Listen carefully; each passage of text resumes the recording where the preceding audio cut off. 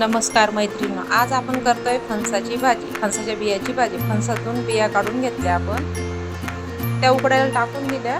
चांगलं उकडून घ्यायचे. ते उकडून झाल्यानंतर त्या थोड्या थंड्या करून त्याच्यावरले ना ट्रफल काढून घ्यायचं. पातळ कडक असतं ते काढून घ्यायचं.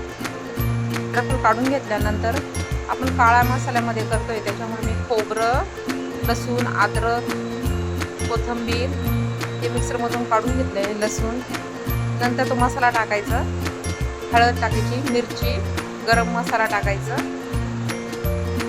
आणि एकजीव करून घ्यायचं. एकजीव झाल्यानंतर त्या फणसाच्या बिया आपण काढून घेतल्या, त्या उकडून ठेवलेल्या, त्या टाकायच्या.